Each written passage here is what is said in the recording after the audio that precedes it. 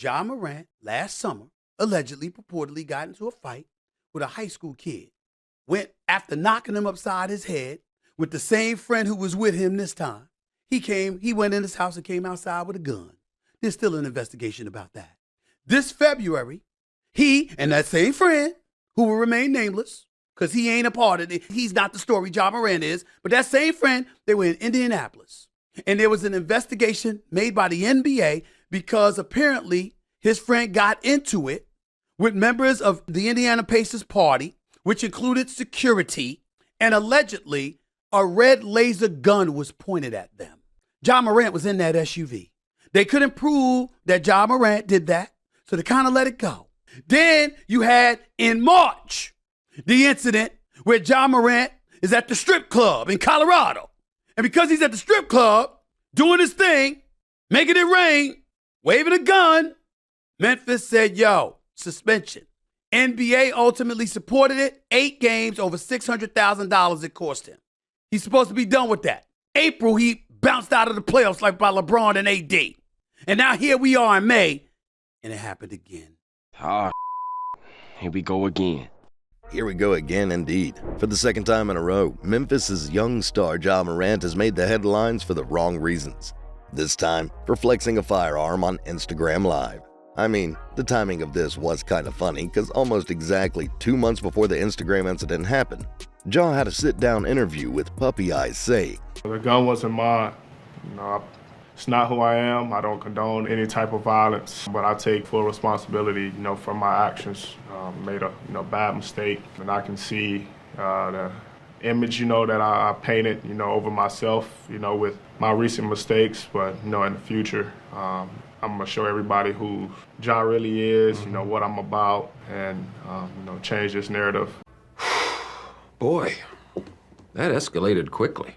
So let me get this straight. Ja went on live TV saying that it would not happen again, claiming full responsibility for his actions, yada yada yada. And after getting suspended for 8 games, losing about $669,000 worth of salary, and the opportunity to be voted to the All-NBA team, which, by the way, cost him the ability to earn an extra $39 million.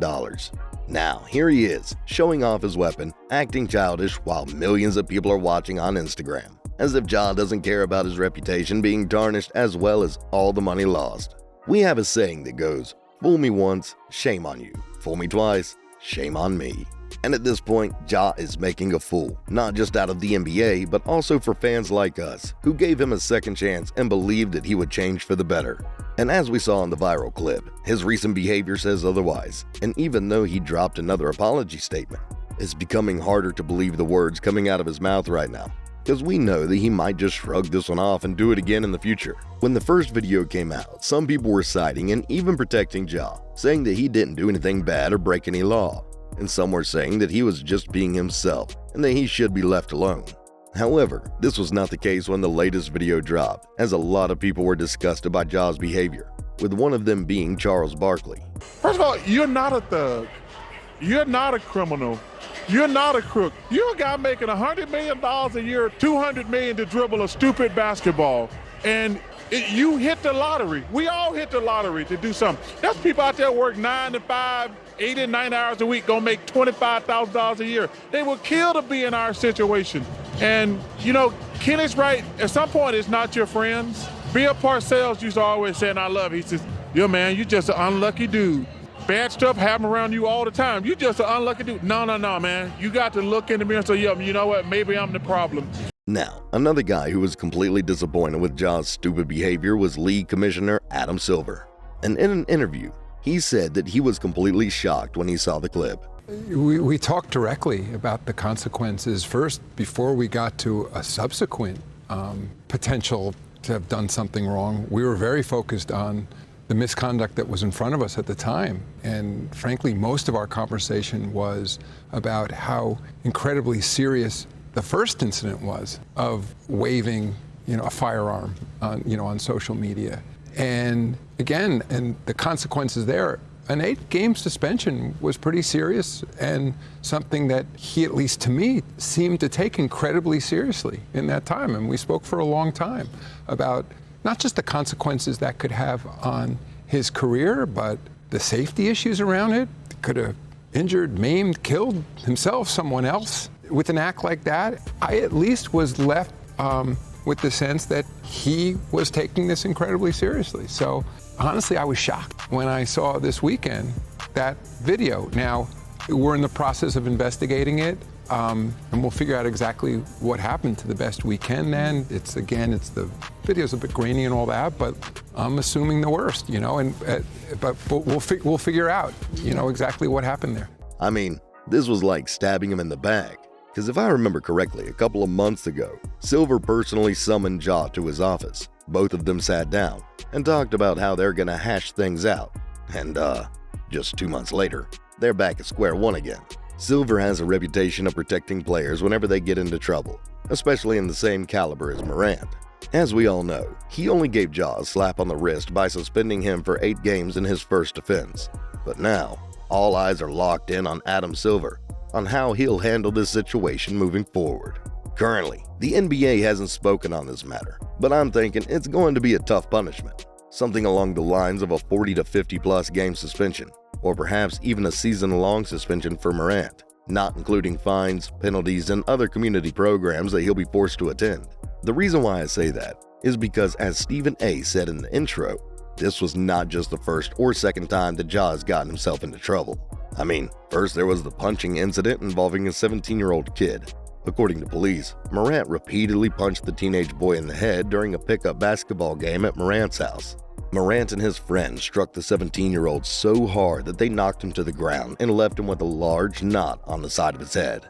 The teenager told detectives that after the fight, Morant went into his house and re-emerged with a gun visible in the waistband of his pants and his hand on the weapon. Then, there was the incident that happened in the mall where his mom and a Finish Line employee got into an argument, so she called her son up.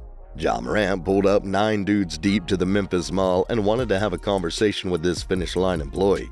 Confronted by the director of mall security, Morant and his friends refused the security guard's demands to leave the mall parking lot. Police arrived and a verbal confrontation escalated until someone in the group allegedly pushed the security director in the head. As the group was about to leave, Ja Morant said, "Let me find out what time he gets off," according to the police report, referring to the Finish Line employee. Really, Ja? This is a grown man making millions of dollars messing with a minimum wage shoe store employee. Come on, man. And then there was also the gun pointing incident that happened after they had a game in Indiana, where Ja Morant aggressively confronted members of the Pacers' traveling party near the team's bus. Later, someone in a slow-moving SUV, which Morant was riding in, trained a red laser on them. A Pacers security guard in the loading area at the time remarked, "That's 100% a gun." Then he got involved in another altercation when he attended his sister's volleyball game last year. None of these incidents are a good look for Ja, especially when they all involve violence in one way or another. I mean, Ja flexing his weapons at the nightclub in Denver and on Instagram is clearly not just some random immature acts that a 23-year-old filthy rich kid would randomly do. As you've seen and heard from the stories earlier, Morant and his crew have a history of threatening people with the intention to harm. And I believe that there's no doubt that they're clearly more than aware of what they've been doing, especially with the deadly weapons that they possess. As I said earlier, it all depends on how Adam will deal with this. I mean, if this happened to a third stringer, I'm pretty sure that they would have just kicked that guy out of the league in no time. Just like what happened to Myers Leonard when he made an anti-Semitic slur some years back. Now, I think the NBA made the right call in Leonard's case, but sometimes the NBA applies a double standard when it comes to dealing with these kinds of issues. I mean, take the case of Kyrie Irving. His situation was extremely similar to Leonard's, but instead of kicking him out or punishing him badly, the NBA just suspended Kyrie for a couple of games, and after a while, he got back on the court shooting hoops as if nothing happened. See, I'm really concerned that the same thing might happen if the NBA decides to take Ja's case lightly, just like they did with Kyrie. I mean, I have nothing against Ja Morant as the basketball player. He's one of the most electrifying young stars in the league right now, and it's really fun to watch him play on any given night with his crazy athleticism. But on the other hand, I'm totally against the behavior that Ja is showing off the court. I mean, with millions of followers in his social media accounts, there's a high chance that at least one of them thinks that flexing a loaded weapon just for fun is cool. As a famous athlete with millions of followers, Ja has the responsibility to act positively for the people, because a lot of people look up to him. Being young and stupid does not excuse this behavior. There are a lot of top young players in the NBA that haven't gotten into trouble throughout their careers. Look at Zion, D-Rose, and LeBron. These guys carried themselves in the right way and kept themselves out of trouble despite the fame and attention that they've got.